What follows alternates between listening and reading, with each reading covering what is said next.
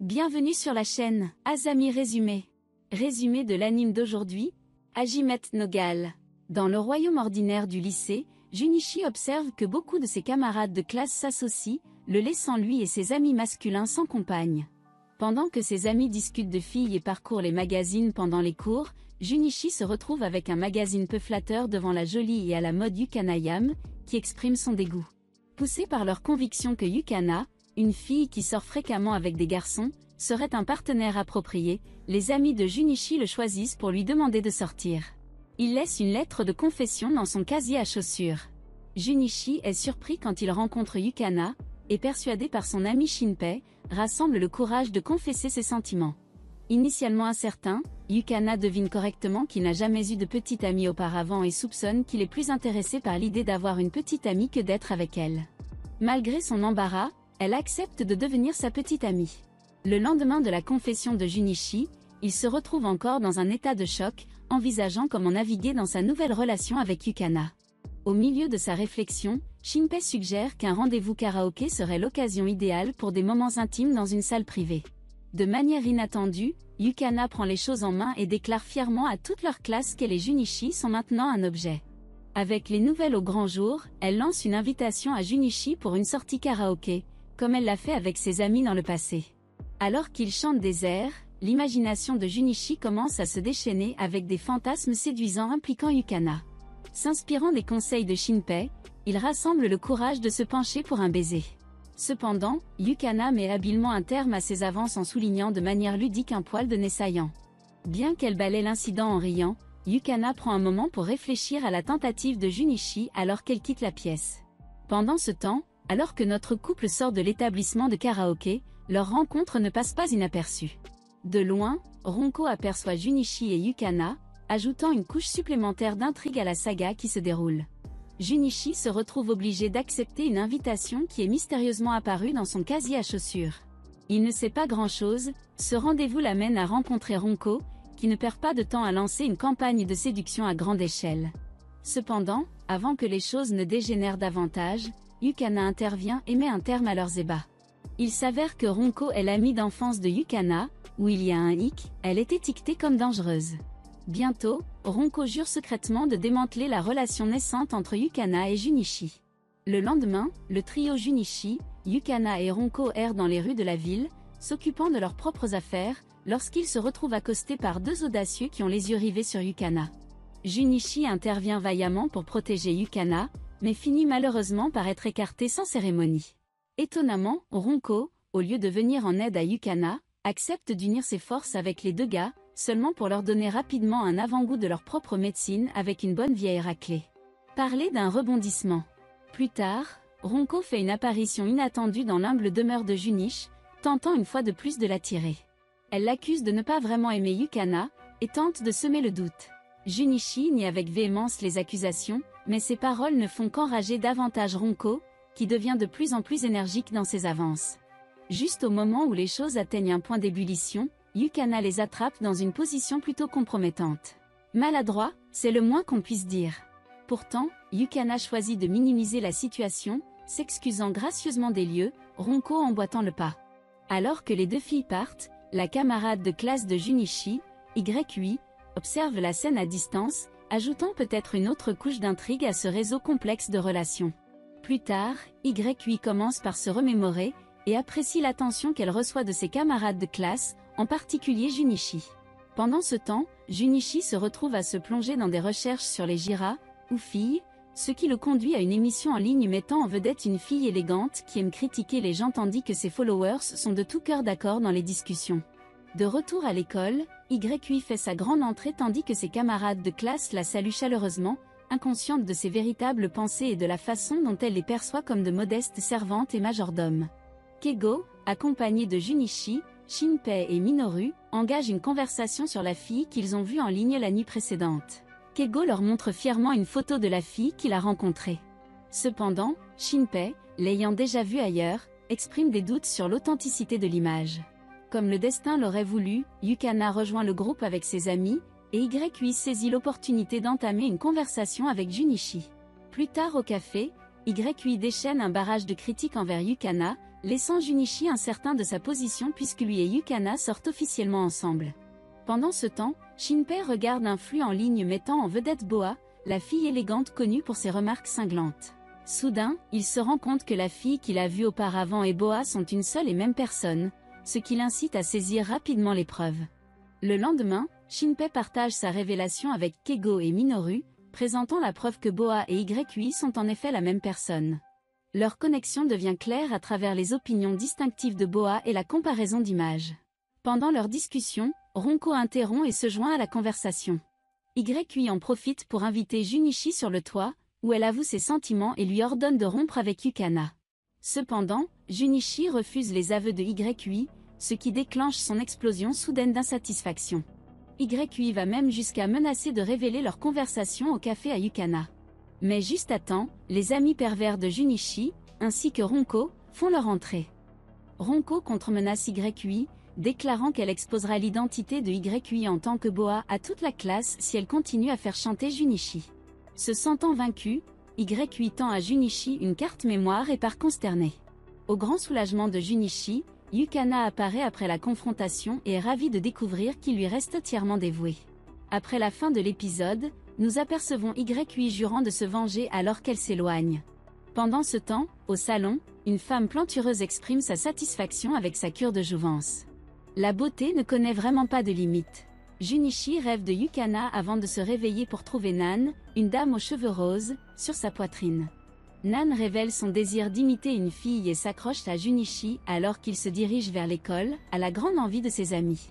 Au casier à chaussures, Yui s'approche de Junichi, essayant de se racheter, mais Nan interrompt et réprimande Yui tout en se moquant de son apparence. Pendant la pause déjeuner, Junichi mange avec Yukana pendant que Ronko veille. Nan les rejoint, et Yukana la reconnaît à peine, mais Nan rivalise avec Ronko et Yukana pour attirer l'attention. Plus tard dans la nuit, après avoir regardé l'émission en ligne de Yui, Junichi essaie de dormir mais est interrompu par Nan. Cependant, Junichi reste fidèle à Yukana et demande à Nan de partir. Nan part, déterminée à gagner l'affection de Junichi un jour. Le lendemain, Junichi semble inquiet pour Nan, et Yukana s'approche de lui avec inquiétude. Nan intervient, mais Yukana ne reste pas affectée et leur sourit à tous les deux. Les enchevêtrements romantiques continuent de se dérouler, nous laissant curieux de savoir ce qui attend nos personnages. Champi et ses amis s'engagent dans une discussion sur les progrès de Junichi dans sa relation, et ils ont l'idée de pimenter les choses en jouant à un jeu de roi. Yukana invite Junichi chez elle, mais il suggère d'inviter Ronko, Nan et ses amis, à la grande déception de Yukana. Alors que Junichi rêve d'être avec Yukana, Yui apparaît de manière inattendue et finit par être invitée également. Une fois chez Yukana, elle va se changer et invite Junichi dans sa chambre. Cependant, leur moment privé est brusquement interrompu par l'arrivée de Ronko, Nan et Yui. Non seulement cela, mais les amis de Junichi se présentent également avec des tenues excentriques.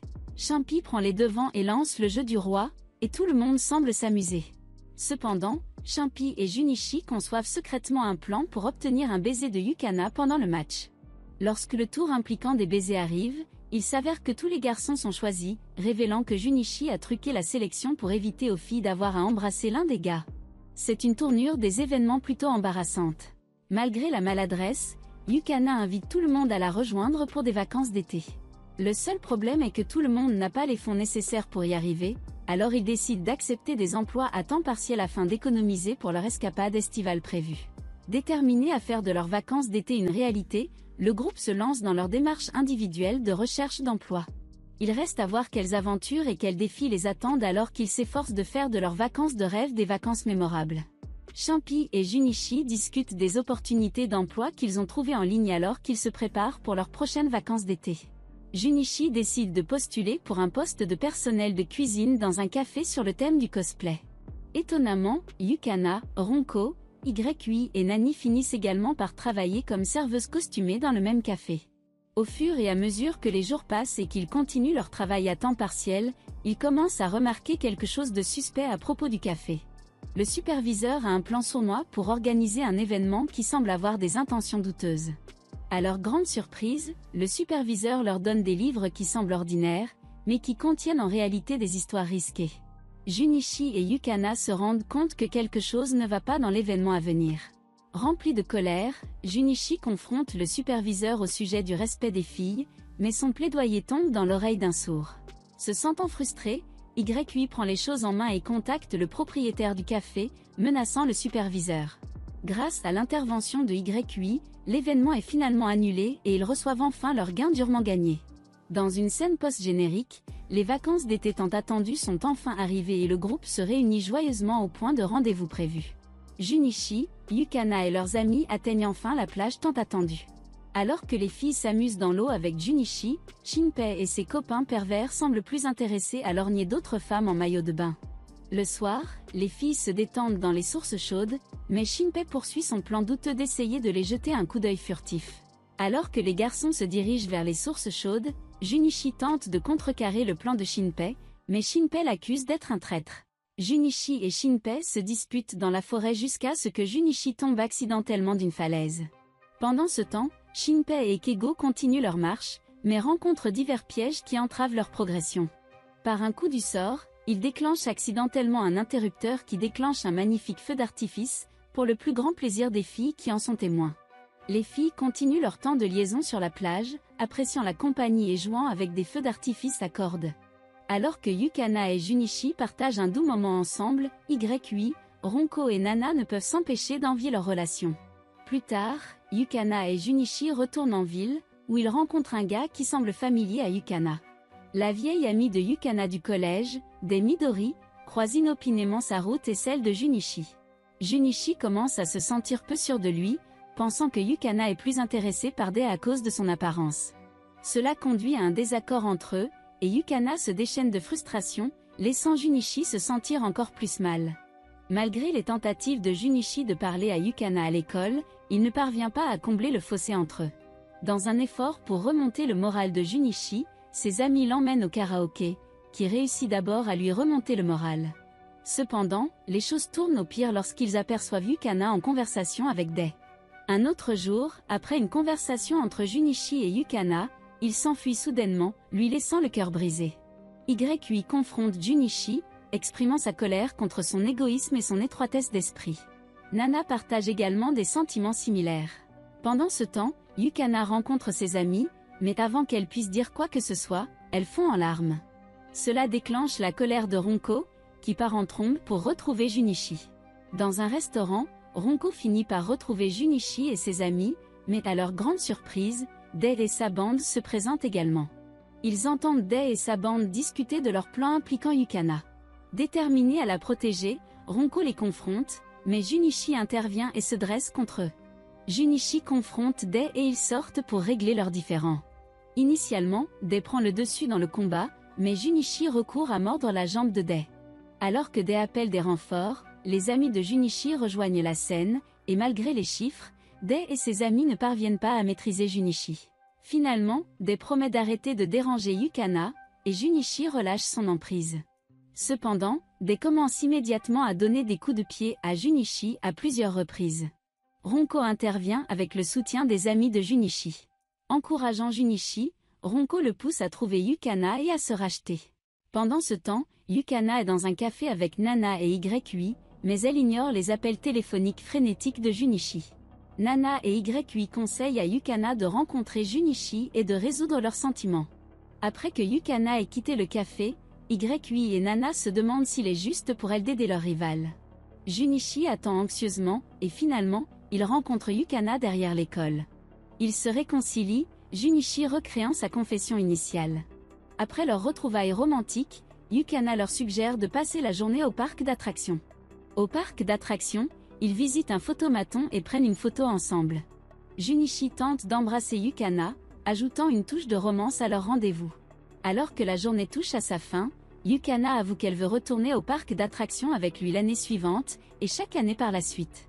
Étonnamment, elle embrasse Junichi avant de partir pour la maison, le laissant stupéfait. Et c'est tout pour cette vidéo. Assurez-vous de vous abonner si cela vous a plu, et je vous verrai dans le prochain.